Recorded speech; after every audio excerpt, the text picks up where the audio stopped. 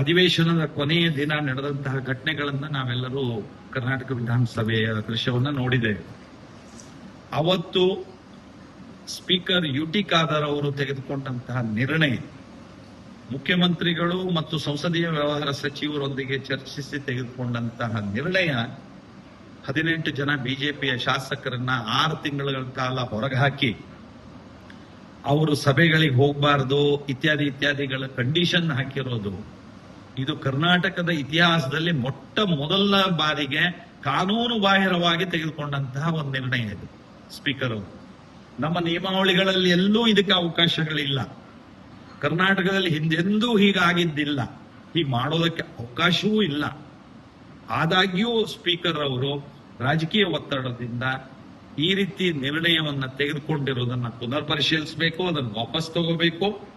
ಮತ್ತು ಆ 18 ಜನ ಶಾಸಕರು ಅಂದ್ರೆ ಅವರಿಗೆ ಪ್ರಜಾಪ್ರಭುತ್ವದ ಸಂಸದೀಯ ನಮ್ಮ ವ್ಯವಸ್ಥೆಯಲ್ಲಿ ಬಹಳ ದೊಡ್ಡ ಗೌರವದ ಜವಾಬ್ದಾರಿ ಸ್ಥಾನ ಇದೆ, ಎಲ್ಲಾ ಶಾಸಕರಿಗೂ ಇದೆ. ಇವರು ಕ್ಷೇತ್ರದ ಜನ, ಲಕ್ಷಾಂತರ ಜನರಿಂದ ಆಯ್ಕೆ ಆದಂತವರಿಗೂ ಅವರ ಭಾವನೆಯನ್ನ ಅಗೌರವಿಸಬಾರದು, ಧಿಕ್ಕರಿಸಬಾರದು.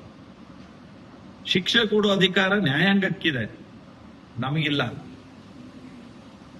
ನಾವು ಶಾಸಕರು ಗೌರವಯುತವಾಗಿ ನಡ್ಕೊಳ್ಳುವಂತೆ ನೋಡಿಕೊಳ್ಳುವಂತದ್ದು, ಕರ್ತವ್ಯ ಜವಾಬ್ದಾರಿಯನ್ನ ಸಮರ್ಥವಾಗಿ ನಿರ್ವಹಿಸುವಂತೆ ನೋಡಿಕೊಳ್ಳೋದನ್ನ ನಾವು ಸಭಾಧ್ಯಕ್ಷರಾಗಿ ಮಾಡಬೇಕಾಗತ್ತೆ.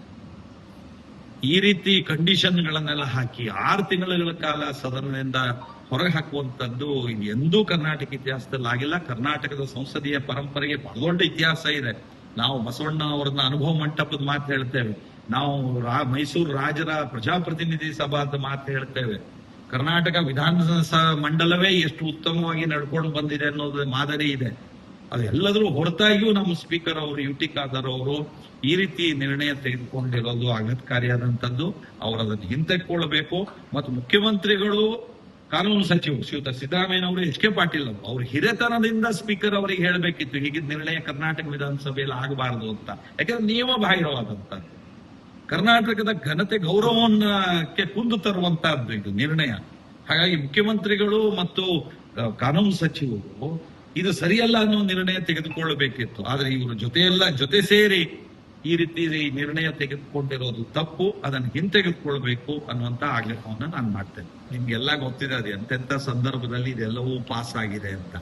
ಈಗ ಅಲ್ಲಿ ಧರಣಿ ನಡೀತಾ ಇರುವಂತ, ಸದನ ಒಂದು ಆರ್ಡರ್ ನಲ್ಲೇ ಇಲ್ಲದೆ ಇರುವಂತ ಸಂದರ್ಭದಲ್ಲಿ ಹೀಗೆ ಕೊನೆಯ ದಿನ ಕೊನೆಯ ಕ್ಷಣದಲ್ಲಿ ಕದ್ದು ಮುಚ್ಚಿ ಈ ರೀತಿ ಬಿಲ್ ಅನ್ನ ಪಾಸ್ ಮಾಡಿಕೊಂಡಿರೋದು ಸರಿಯಾದ ಕ್ರಮ ಅಲ್ಲ. ಸರ್ಕಾರ ಸದನ ನಡೆದಿತ್ತು, ಈ ಮೊದಲಿನ ದಿನಗಳು ತೆಗೆದುಕೊಳ್ಳಬೇಕಾಗಿತ್ತು. ಸಭಾಪತಿ ನಿಮ್ಮವರು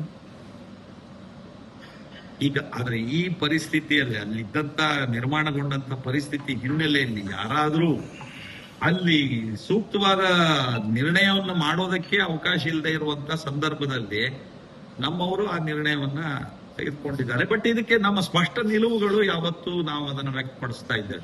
ಮತ್ತೆ ನಿಮ್ಮಲ್ಲಿರ್ಲಿ ಅಥವಾ ಜನತೆಯಲ್ಲಿರ್ಲಿ ಕಿಂಚಿತ್ತು ಈ 4% ಮೀಸಲಾತಿ ವಿಷಯದಲ್ಲಿ ಬಿಜೆಪಿ ತೀವ್ರವಾದ ವಿರೋಧ ಮತ್ತು ಮೂಲಭೂತವಾದ ವಿರೋಧ ಇದೆ ಅನ್ನೋದನ್ನ ಮತ್ತೊಮ್ಮೆ ಸ್ಪಷ್ಟಪಡಿಸ್ತೀನಿ. ಯಾಕಂದ್ರೆ ಸಂವಿಧಾನದ ಆಶಯಗಳಿಗೆ ಮೀರಿದ್ದು, ಡಾಕ್ಟರ್ ಬಾಬಾ ಸಾಹೇಬ್ ಅಂಬೇಡ್ಕರ್ ಅವರ ಆಶಯಗಳಿಗೆ ಮೀರಿದ್ದು ಇದನ್ನ ಯಾವ ಸಂದರ್ಭದಲ್ಲೂ ನಾವು ಯಾರೂ ಒಪ್ಕೊಳ್ಳಿಕ್ಕೆ ಸಾಧ್ಯ.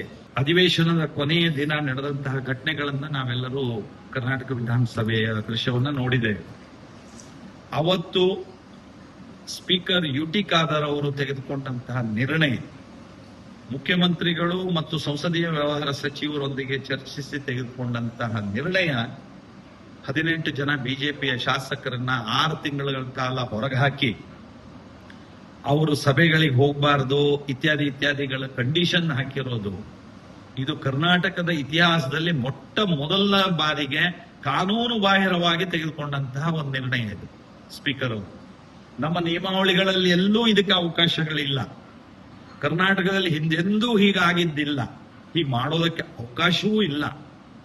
ಆದಾಗ್ಯೂ ಸ್ಪೀಕರ್ ಅವರು ರಾಜಕೀಯ ಒತ್ತಡದಿಂದ ಈ ರೀತಿ ನಿರ್ಣಯವನ್ನ ತೆಗೆದುಕೊಂಡಿರೋದನ್ನ ಪುನರ್ ಪರಿಶೀಲಿಸಬೇಕು, ಅದನ್ನು ವಾಪಸ್ ತಗೋಬೇಕು. ಮತ್ತು ಆ 18 ಜನ ಶಾಸಕರು ಅಂದ್ರೆ ಅವರಿಗೆ ಪ್ರಜಾಪ್ರಭುತ್ವದ ಸಂಸದೀಯ ನಮ್ಮ ವ್ಯವಸ್ಥೆಯಲ್ಲಿ ಬಹಳ ದೊಡ್ಡ ಗೌರವದ ಜವಾಬ್ದಾರಿ ಸ್ಥಾನ ಇದೆ, ಎಲ್ಲಾ ಶಾಸಕರಿಗೂ ಇದೆ. ಇವ್ರ ಕ್ಷೇತ್ರದ ಜನ ಲಕ್ಷಾಂತರ ಜನರಿಂದ ಆಯ್ಕೆ ಆದಂತವ್ರಿಗೂ ಅವರ ಭಾವನೆಯನ್ನ ಗೌರವಿಸಬಾರದು, ಧಿಕ್ಕರಿಸಬಾರದು.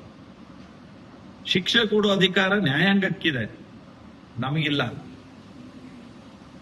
ನಾವು ಶಾಸಕರು ಗೌರವಯುತವಾಗಿ ನಡ್ಕೊಳ್ಳುವಂತೆ ನೋಡಿಕೊಳ್ಳುವಂತದ್ದು, ಕರ್ತವ್ಯ ಜವಾಬ್ದಾರಿಯನ್ನ ಸಮರ್ಥವಾಗಿ ನಿರ್ವಹಿಸುವಂತೆ ನೋಡಿಕೊಳ್ಳೋದನ್ನ ನಾವು ಸಭಾಧ್ಯಕ್ಷರಾಗಿ ಮಾಡಬೇಕಾಗತ್ತೆ.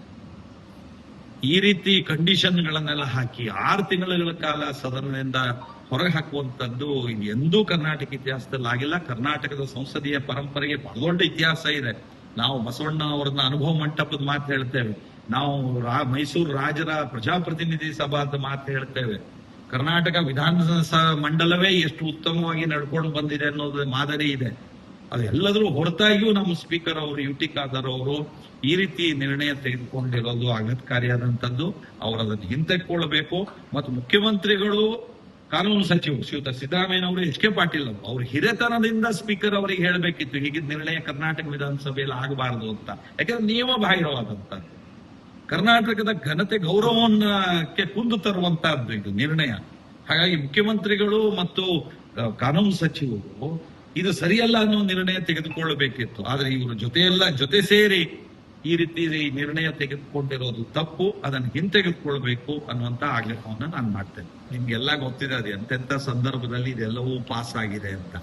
ಈಗ ಅಲ್ಲಿ ಧರಣಿ ನಡೀತಾ ಇರುವಂತ, ಸದನ ಒಂದು ಆರ್ಡರ್ ನಲ್ಲೇ ಇಲ್ಲದೆ ಇರುವಂತ ಸಂದರ್ಭದಲ್ಲಿ ಹೀಗೆ ಕೊನೆಯ ದಿನ ಕೊನೆಯ ಕ್ಷಣದಲ್ಲಿ ಕದ್ದು ಮುಚ್ಚಿ ಈ ರೀತಿ ಬಿಲ್ ಅನ್ನ ಪಾಸ್ ಮಾಡ್ಕೊಂಡಿರೋದು ಸರಿಯಾದ ಕ್ರಮ ಅಲ್ಲ. ಸರ್ಕಾರ ಸದನ ನಡೆದಿತ್ತು, ಈ ಮೊದಲಿನ ದಿನಗಳು ತೆಗೆದುಕೊಳ್ಳಬೇಕಾಗಿತ್ತು. ಸಭಾಪತಿ ನಿಮ್ಮವರು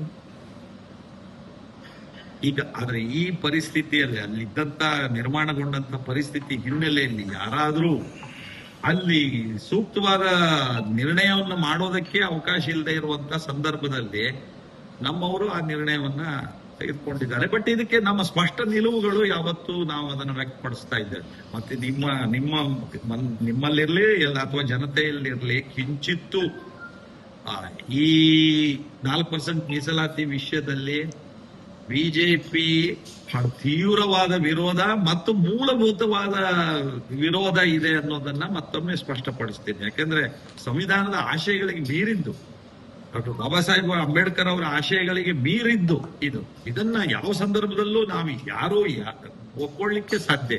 ಅಧಿವೇಶನದ ಕೊನೆಯ ದಿನ ನಡೆದಂತಹ ಘಟನೆಗಳನ್ನ ನಾವೆಲ್ಲರೂ ಕರ್ನಾಟಕ ವಿಧಾನಸಭೆಯ ದೃಶ್ಯವನ್ನ ನೋಡಿದ್ದೇವೆ. ಅವತ್ತು ಸ್ಪೀಕರ್ ಯುಟಿ ಖಾದರ್ ಅವರು ತೆಗೆದುಕೊಂಡಂತಹ ನಿರ್ಣಯ, ಮುಖ್ಯಮಂತ್ರಿಗಳು ಮತ್ತು ಸಂಸದೀಯ ವ್ಯವಹಾರ ಸಚಿವರೊಂದಿಗೆ ಚರ್ಚಿಸಿ ತೆಗೆದುಕೊಂಡಂತಹ ನಿರ್ಣಯ 18 ಜನ ಬಿಜೆಪಿಯ ಶಾಸಕರನ್ನ 6 ತಿಂಗಳ ಕಾಲ ಹೊರಗೆ ಹಾಕಿ ಅವರು ಸಭೆಗಳಿಗೆ ಹೋಗಬಾರದು ಇತ್ಯಾದಿಗಳ ಕಂಡೀಷನ್ ಹಾಕಿರೋದು, ಇದು ಕರ್ನಾಟಕದ ಇತಿಹಾಸದಲ್ಲಿ ಮೊದಲ ಬಾರಿಗೆ ಕಾನೂನು ಬಾಹಿರವಾಗಿ ತೆಗೆದುಕೊಂಡಂತಹ ಒಂದು ನಿರ್ಣಯ ಇದು. ಸ್ಪೀಕರ್ ಅವರು, ನಮ್ಮ ನಿಯಮಾವಳಿಗಳಲ್ಲಿ ಎಲ್ಲೂ ಇದಕ್ಕೆ ಅವಕಾಶಗಳಿಲ್ಲ. ಕರ್ನಾಟಕದಲ್ಲಿ ಹಿಂದೆಂದೂ ಹೀಗಾಗಿದ್ದಿಲ್ಲ, ಹೀಗೆ ಮಾಡೋದಕ್ಕೆ ಅವಕಾಶವೂ ಇಲ್ಲ. ಆದಾಗ್ಯೂ ಸ್ಪೀಕರ್ ಅವರು ರಾಜಕೀಯ ಒತ್ತಡದಿಂದ ಈ ರೀತಿ ನಿರ್ಣಯವನ್ನ ತೆಗೆದುಕೊಂಡಿರೋದನ್ನ ಪುನರ್ ಪರಿಶೀಲಿಸಬೇಕು, ಅದನ್ನು ವಾಪಸ್ ತಗೋಬೇಕು. ಮತ್ತು ಆ 18 ಜನ ಶಾಸಕರು ಅಂದ್ರೆ ಅವರಿಗೆ ಪ್ರಜಾಪ್ರಭುತ್ವದ ಸಂಸದೀಯ ನಮ್ಮ ವ್ಯವಸ್ಥೆಯಲ್ಲಿ ಬಹಳ ದೊಡ್ಡ ಗೌರವದ ಜವಾಬ್ದಾರಿ ಸ್ಥಾನ ಇದೆ, ಎಲ್ಲಾ ಶಾಸಕರಿಗೂ ಇದೆ. ಇವ್ರ ಕ್ಷೇತ್ರದ ಜನ ಲಕ್ಷಾಂತರ ಜನರಿಂದ ಆಯ್ಕೆ ಆದಂತವ್ರಿಗೂ ಅವರ ಭಾವನೆಯನ್ನ ಗೌರವಿಸಬಾರದು, ಧಿಕ್ಕರಿಸಬಾರದು. ಶಿಕ್ಷೆ ಕೊಡೋ ಅಧಿಕಾರ ನ್ಯಾಯಾಂಗಕ್ಕಿದೆ, ನಮಗಿಲ್ಲ. ನಾವು ಶಾಸಕರು ಗೌರವಯುತವಾಗಿ ನಡ್ಕೊಳ್ಳುವಂತೆ ನೋಡಿಕೊಳ್ಳುವಂತದ್ದು, ಕರ್ತವ್ಯ ಜವಾಬ್ದಾರಿಯನ್ನ ಸಮರ್ಥವಾಗಿ ನಿರ್ವಹಿಸುವಂತೆ ನೋಡಿಕೊಳ್ಳೋದನ್ನ ನಾವು ಸಭಾಧ್ಯಕ್ಷರಾಗಿ ಮಾಡಬೇಕಾಗತ್ತೆ. ಈ ರೀತಿ ಕಂಡೀಷನ್ಗಳನ್ನೆಲ್ಲ ಹಾಕಿ 6 ತಿಂಗಳ ಕಾಲ ಸದನದಿಂದ ಹೊರಗೆ ಹಾಕುವಂತದ್ದು ಎಂದೂ ಕರ್ನಾಟಕ ಇತಿಹಾಸದಲ್ಲಿ ಆಗಿಲ್ಲ. ಕರ್ನಾಟಕದ ಸಂಸದೀಯ ಪರಂಪರೆಗೆ ಬಹಳ ದೊಡ್ಡ ಇತಿಹಾಸ ಇದೆ. ನಾವು ಬಸವಣ್ಣ ಅವರನ್ನ ಅನುಭವ ಮಂಟಪದ ಮಾತು ಹೇಳ್ತೇವೆ, ನಾವು ಮೈಸೂರು ರಾಜರ ಪ್ರಜಾಪ್ರತಿನಿಧಿ ಸಭಾದ ಮಾತು ಹೇಳ್ತೇವೆ. ಕರ್ನಾಟಕ ವಿಧಾನಸಭಾ ಮಂಡಲವೇ ಎಷ್ಟು ಉತ್ತಮವಾಗಿ ನಡ್ಕೊಂಡು ಬಂದಿದೆ ಅನ್ನೋದು ಮಾದರಿ ಇದೆ. ಅದೆಲ್ಲದರೂ ಹೊರತಾಗಿಯೂ ನಮ್ಮ ಸ್ಪೀಕರ್ ಅವರು ಯುಟಿ ಖಾದರ್ ಅವರು ಈ ರೀತಿ ನಿರ್ಣಯ ತೆಗೆದುಕೊಂಡಿರೋದು ಆಘಾತಕಾರಿಯಾದಂತದ್ದು. ಅವರು ಅದನ್ನು ಹಿಂತೆಕೊಳ್ಳಬೇಕು. ಮತ್ತು ಮುಖ್ಯಮಂತ್ರಿಗಳು, ಕಾನೂನು ಸಚಿವರು ಶ್ರೀಯುತ ಸಿದ್ದರಾಮಯ್ಯ ಅವರು ಎಚ್ ಕೆ ಪಾಟೀಲ್ ಅವರು ಅವ್ರ ಹಿರಿತನದಿಂದ ಸ್ಪೀಕರ್ ಅವರಿಗೆ ಹೇಳಬೇಕಿತ್ತು ಹೀಗಿದ್ದ ನಿರ್ಣಯ ಕರ್ನಾಟಕ ವಿಧಾನಸಭೆಯಲ್ಲಿ ಆಗಬಾರದು ಅಂತ. ಯಾಕಂದ್ರೆ ನಿಯಮ ಬಾಹಿರವಾದಂತ ಕರ್ನಾಟಕದ ಘನತೆ ಗೌರವಕ್ಕೆ ಕುಂದು ತರುವಂತಹದ್ದು ಇದು ನಿರ್ಣಯ.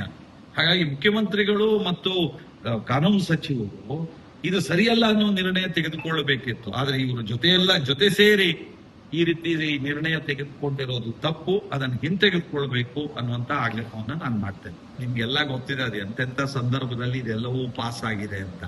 ಈಗ ಅಲ್ಲಿ ಧರಣಿ ನಡೀತಾ ಇರುವಂತ ಸದನ ಒಂದು ಆರ್ಡರ್ ನಲ್ಲೇ ಇಲ್ಲದೆ ಇರುವಂತ ಸಂದರ್ಭದಲ್ಲಿ ಹೀಗೆ ಕೊನೆಯ ಕ್ಷಣದಲ್ಲಿ ಕದ್ದು ಮುಚ್ಚಿ ಈ ರೀತಿ ಬಿಲ್ ಅನ್ನ ಪಾಸ್ ಮಾಡಿಕೊಂಡಿರೋದು ಸರಿಯಾದ ಕ್ರಮ ಅಲ್ಲ. ಸರ್ಕಾರ ಸದನ ನಡೆದಿತ್ತು, ಈ ಮೊದಲಿನ ದಿನಗಳು ತೆಗೆದುಕೊಳ್ಳಬೇಕಾಗಿತ್ತು. ಸಭಾಪತಿ ನಿಮ್ಮವರು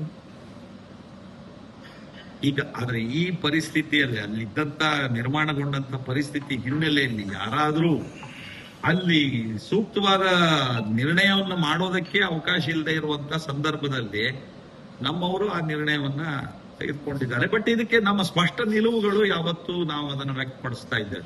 ಮತ್ತೆ ನಿಮ್ಮಲ್ಲಿರ್ಲಿ ಅಥವಾ ಜನತೆಯಲ್ಲಿರ್ಲಿ ಕಿಂಚಿತ್ತು ಈ 4% ಮೀಸಲಾತಿ ವಿಷಯದಲ್ಲಿ ಬಿಜೆಪಿ ತೀವ್ರವಾದ ವಿರೋಧ ಮತ್ತು ಮೂಲಭೂತವಾದ ವಿರೋಧ ಇದೆ ಅನ್ನೋದನ್ನ ಮತ್ತೊಮ್ಮೆ ಸ್ಪಷ್ಟಪಡಿಸ್ತೀನಿ. ಯಾಕೆಂದ್ರೆ ಸಂವಿಧಾನದ ಆಶಯಗಳಿಗೆ ಮೀರಿದ್ದು, ಡಾಕ್ಟರ್ ಬಾಬಾ ಸಾಹೇಬ್ ಅಂಬೇಡ್ಕರ್ ಅವರ ಆಶಯಗಳಿಗೆ ಮೀರಿದ್ದು ಇದನ್ನ ಯಾವ ಸಂದರ್ಭದಲ್ಲೂ ನಾವು ಯಾರೂ ಒಪ್ಕೊಳ್ಳಿಕ್ಕೆ ಸಾಧ್ಯ